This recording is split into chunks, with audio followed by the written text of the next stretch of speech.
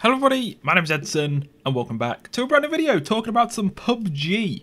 I'm going to sort of mention something and talk about something that I personally find fascinating with this game, and something that I feel like not everyone sort of lives by, and I definitely think a lot of people should, especially when you're playing this game, especially when you've got a good group of friends that you play it with as well, and that is to mix it up and do some crazy strats, because there's a reason that I'm still enjoying this game so much and still feel like I'm not even burnt out on this one singular map that we have. And I need to sneeze.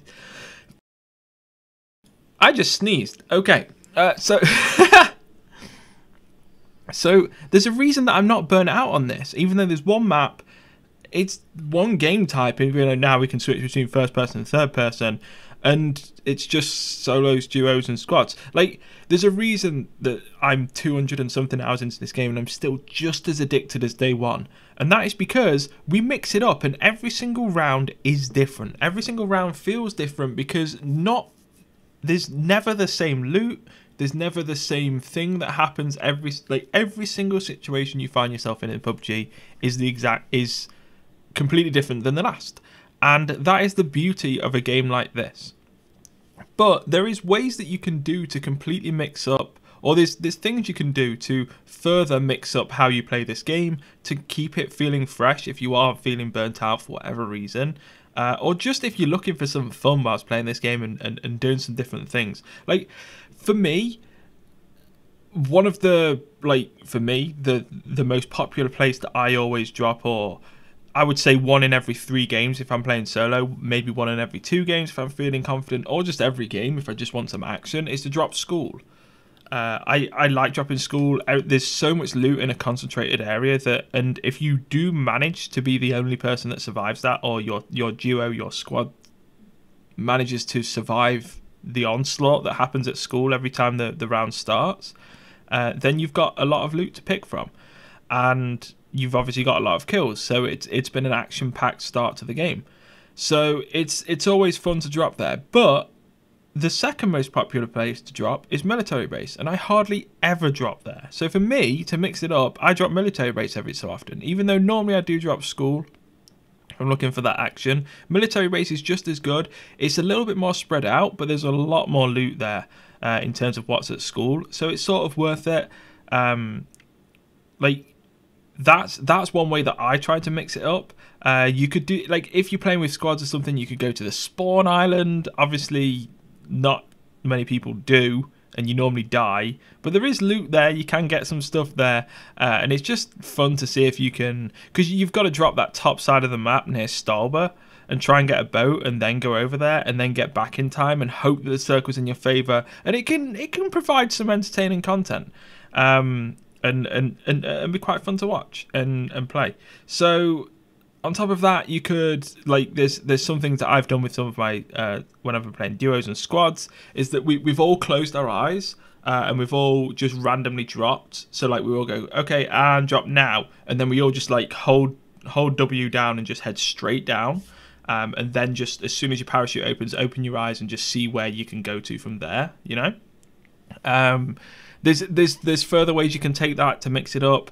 You can, this is something that I still haven't done, but I want to do.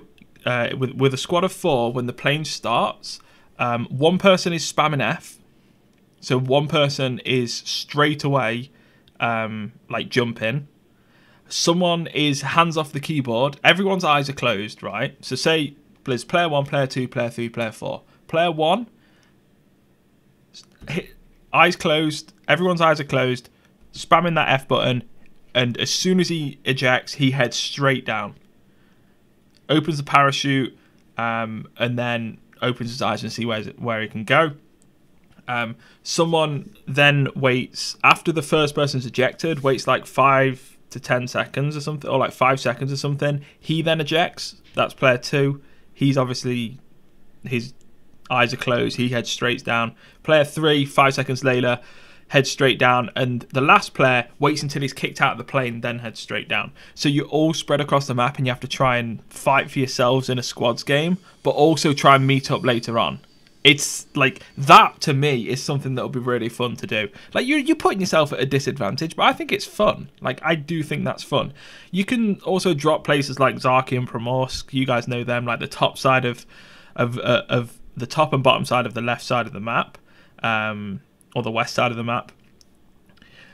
Places that people hardly ever drop. I think Primorsk is a little more popular because if a flight path is going near a military base, normally it goes near Primorsk. But Zaki is the least popular place to drop in the game. To say that it's actually like a town, it's the least popular town to drop. So maybe like drop there every so often. If you don't have the circle, you might have to start driving straight away. But it's normally fun when you drop there. You could do some challenges as well. There's loads of challenges out there. There's loads of websites that generate random challenges, like you can only use shotguns and suppressed pistols or something for that game. Like there's so many ways you can mix it up. You can all try and get a car and only go for road kills until it's like the last 20 or something. Like just stuff like that. Like drive around as like a 4-man squad, each in a Dacia. Like there's insane things like that. You could bridge camp. I've only ever bridge camp once or twice, but I can see the appeal, especially if you get to the bridge and a military base was like everyone drop, or a lot of people drop military base and they have to cross the bridges. If you're in a squad of like 4, you could each take a bridge like 2 each or something. Like there's so many things that this game can do, or so many things you can do in this game, should I say, that just creates it or makes it a fun experience and mixes things up. And I'm not even... These are just some of the ideas that I've got in my head, half of which I've never even done because I've not even got to the stage of needing to do stuff like that. That's how addicted I am to this game. So 1, I'm addicted.